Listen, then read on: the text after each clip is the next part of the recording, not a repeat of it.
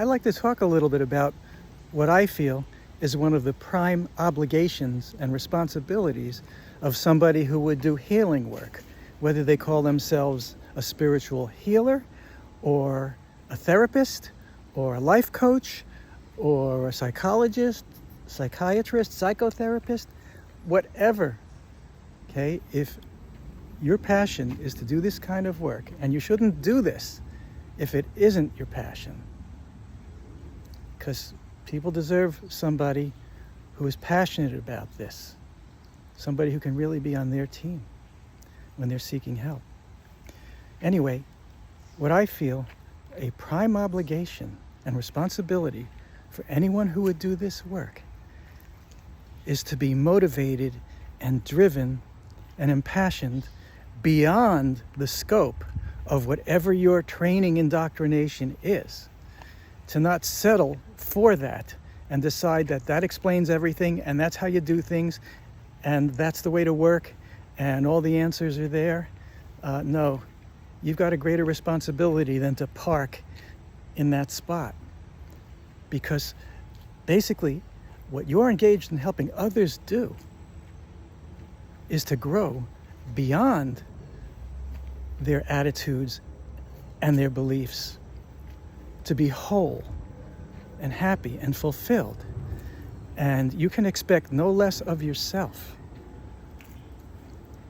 So anyone who would do this kind of work, I feel you must always be driven by your passion to evolve and grow and claim more spiritual territory for yourself as well as others, to get more pervasive, simpler understandings of existence.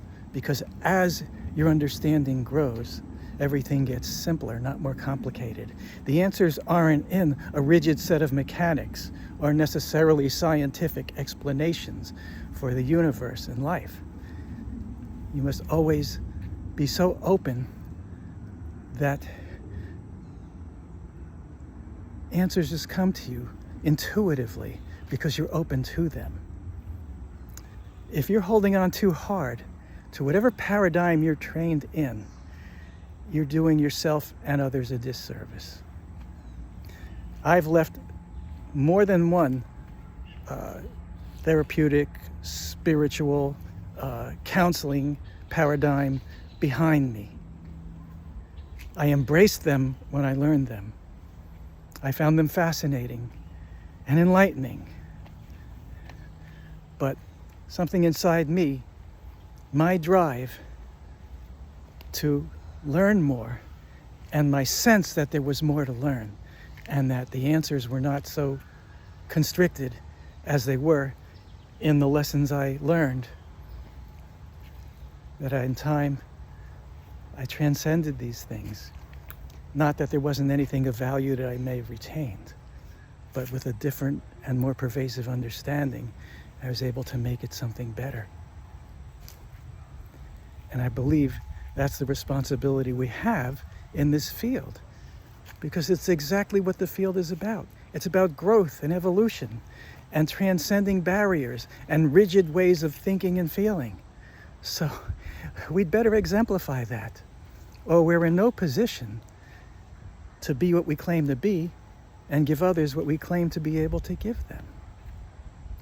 I think that one of my greatest assets has been my willingness to change my mind.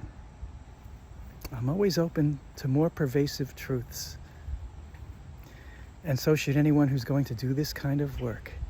And I've come to see that one of the greatest sources of learning, of enlightenment, is listening to and observing others, especially my clients in sessions. You know, I have a feel for what's happening inside of them, their reasoning, the energies within them. And this gives me new insights all the time, because there's no such thing as knowing it all. There's nothing wrong with that goal.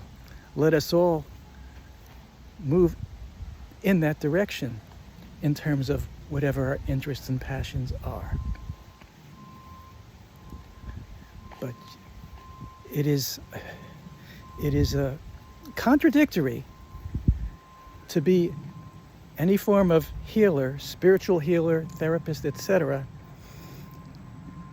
and to rigidly decide, claim, and hold on to the idea that whatever indoctrination you've had is the total, final, unquestionable answer. That is nothing to move beyond that.